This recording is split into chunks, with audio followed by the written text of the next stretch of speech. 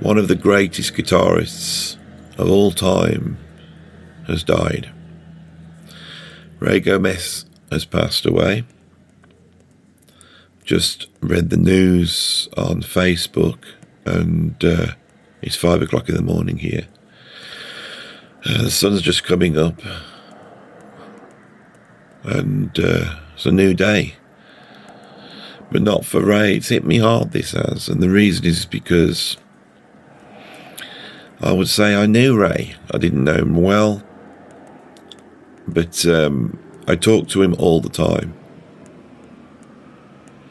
I talked to him so regularly that the last message I got from him was on the 1st of July. It's funny how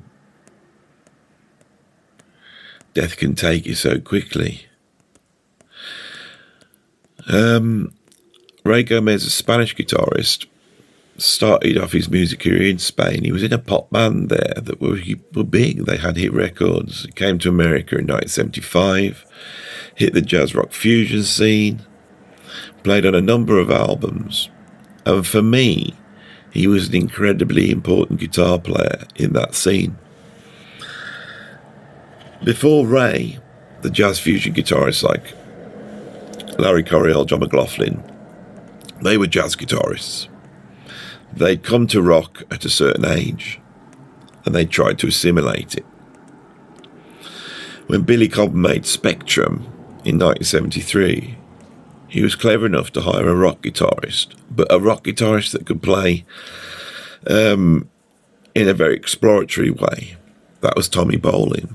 I think Tommy's playing on that album changed jazz fusion guitar. But Tommy was not a jazz fusion guitarist. Ray hits the scene a couple of years later, and he comes in with that sort of blues rock guitar knowledge, but with fearsome chops, perhaps the most fluid alternate picker that has ever been, but also with a jazz vocabulary. He turns up on Lenny White's first solo album, and his guitar solo on Making Drive announces that this guy's here. He then joins Stanley Clarke's band, plays on School Days, and I often wondered why this guy wasn't mentioned in the same breath as, say, a John McLaughlin or an Al Di Meola.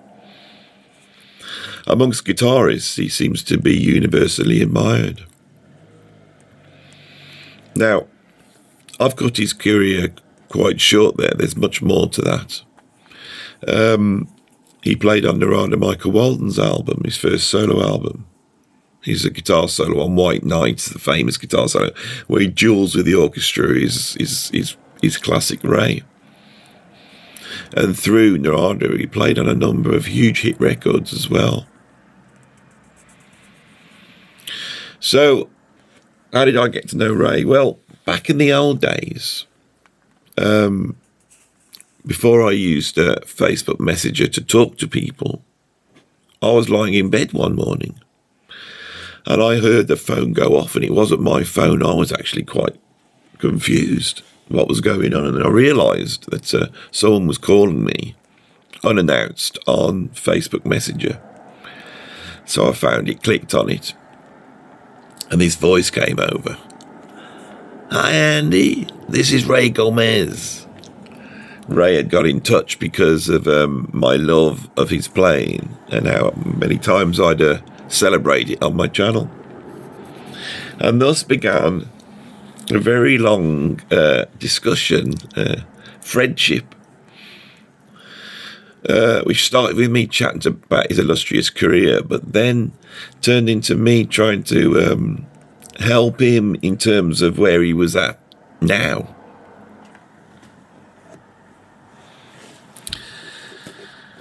Of course, I wanted to interview him, and he wouldn't do it. The main reason he wouldn't do it was because he said he didn't have a good enough phone, or he wasn't au fait with computers.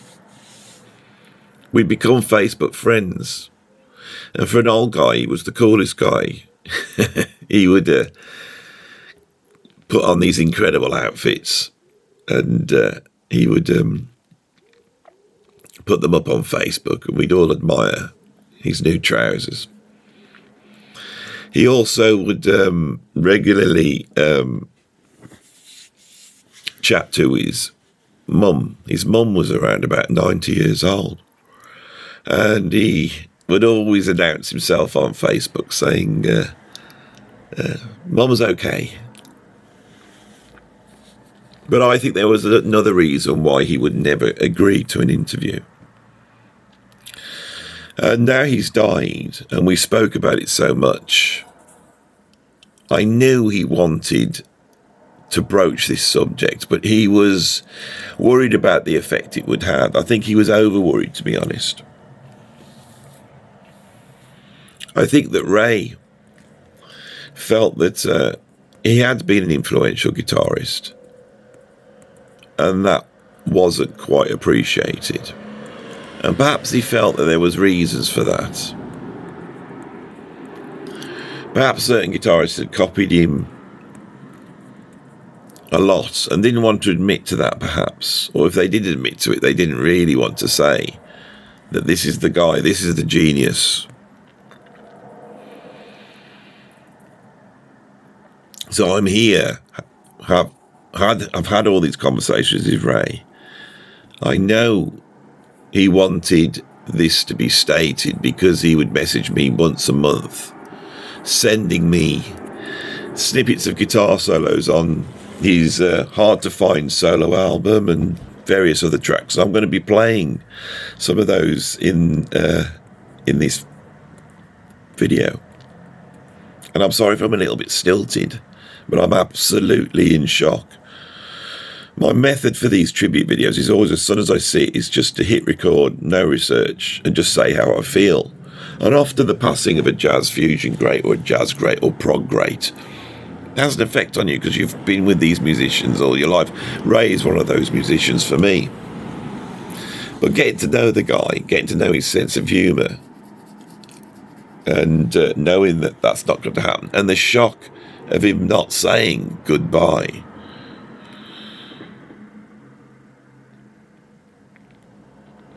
I don't know what he died of. I don't know what's caused this. I don't know whether it was sudden or whether he had an illness that he hadn't told me about.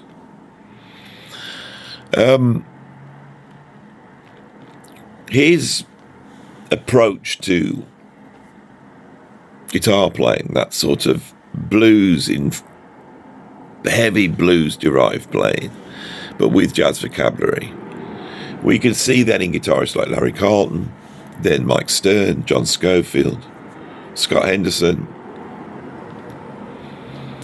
So when we think of jazz fusion guitarists, we don't often think of the sound produced by John McLaughlin or Larry Coryell or the founding fathers of jazz rock guitar. We think of the sound that Ray brought in. And I think it troubled him that wasn't appreciated. This video is here for me with my little channel to at least get that across. So before we get into this, let's play a guitar solo off a track that Ray had sent me. I am looking at my WhatsApp. Look, and this is really what's upset me. I'm looking at the WhatsApp and I'm looking at the conversations I've had with Ray. I'm going to play you the guitar solo off a track that he did around about 2013. It's got Andy Newmark on drums, Will Lee on bass, Chris Pellamaro on keyboards. A funky track. It's called Keep Talking.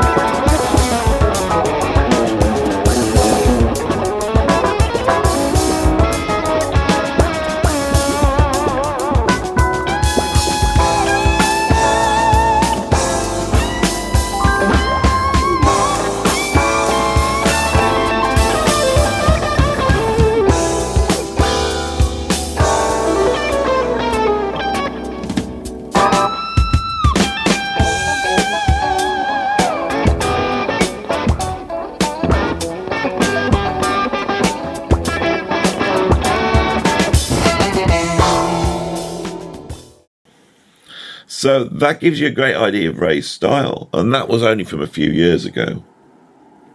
But this one, I'm going to play you another guitar solo now. This is off a track called Maroc. He says, Jeff Beck got inspired by this too. There's one lick he actually plays in that festival in Holland around about 2008. Unmistakable. He was a fan of mine. Jeff lifted his stuff from me. This track I did around about 1991 or the end of 1990, so that's when we're talking. So,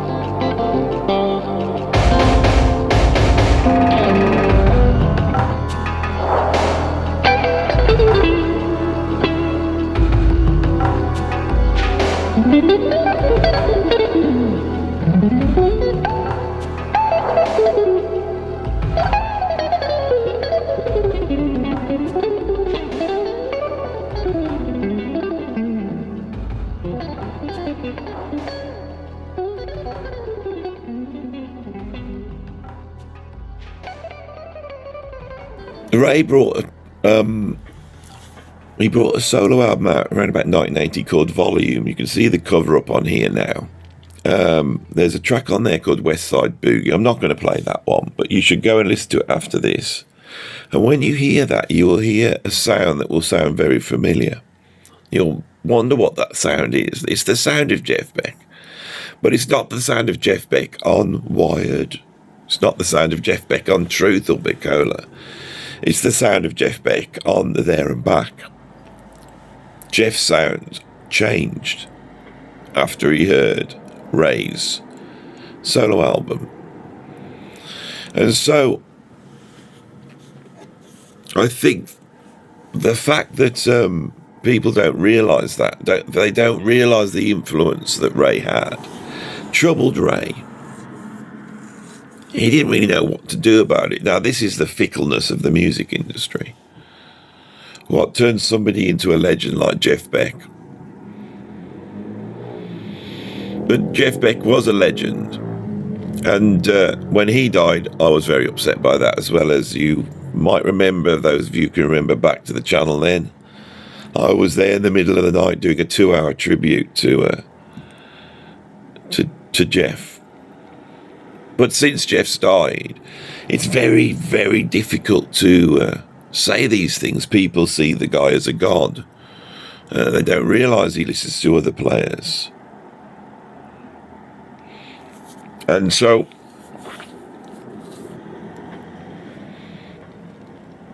I think that in his later years, Ray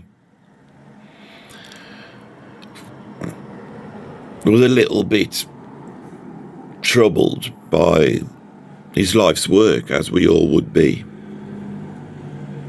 So I would say to him, come on, Ray, come on the channel. I said, even if it's audio, even if we just do it over WhatsApp, whatever, you've got to come on the channel, you've got to talk, you've got to come on.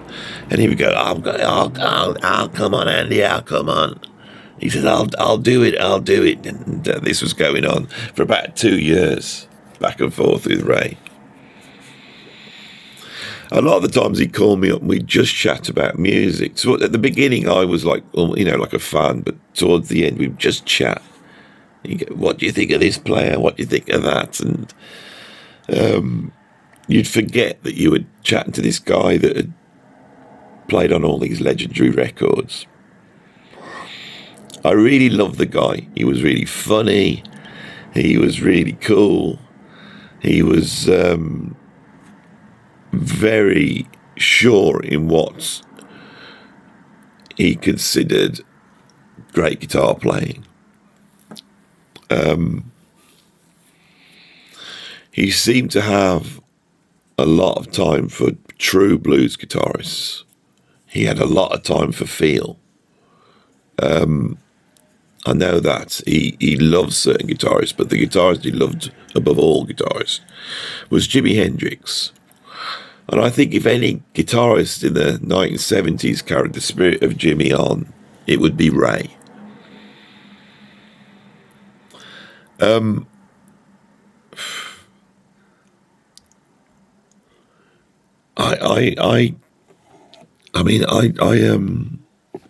may have to come back and do a proper tribute. I thought that I'd be able to sit here and do my usual thing and be able to talk for hours on end. But as I'm talking, I'm in shock. I'm literally in shock. Perhaps it's best to talk about that. It was a regular thing for Ray to, out of the blue, just call me. It was a regular thing. He'd have something on his mind, or he'd want my opinion on something. And as I said, the last message was on the 1st of July when he sent me this track through Morocco. And, I know what's troubling me is the fact that I never answered that one. Back then, I myself was going through a really difficult period. A month or 6 weeks ago, I was working too hard. I was working 7 days a week, and you have to for the YouTube channel to work. You have to. I've gone back to doing it. I took a week off. It seems to have knocked the channel about as much as it's helped me get my... I can't focus. I am really sorry. My brain is spinning. The sun's coming up.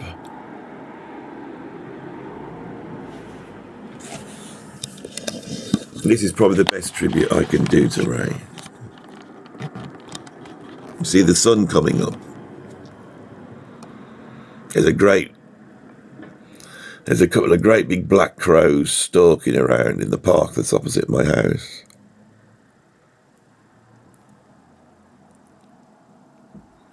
And another day begins. Without another great, another one's gone. And with them all the memories, all the experience, all the tales, all the stories.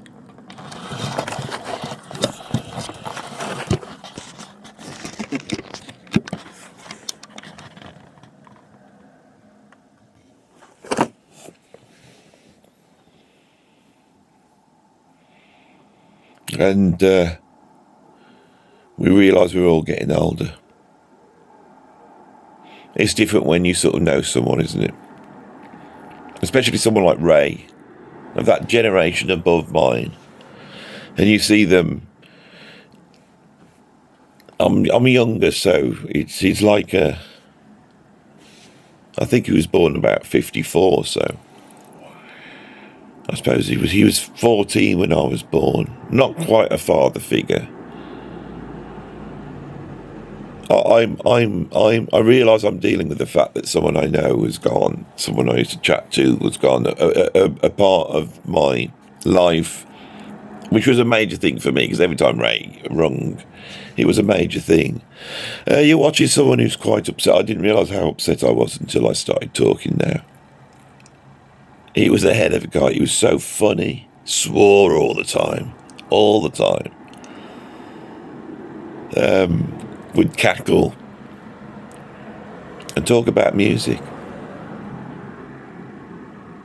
It's a real shame. Another great has gone. This video is what it is. I've played some of his music. What else can I do? Ray, wherever you are, and I know you were somewhere, you have been an eternal inspiration and a cool guy. And I hope, with all the tributes that are pouring out, that perhaps a few more people will go and check you out that haven't heard you and realise that you were one of the great guitarists from an era where music ruled the world. Rest in peace, Ray Gomez.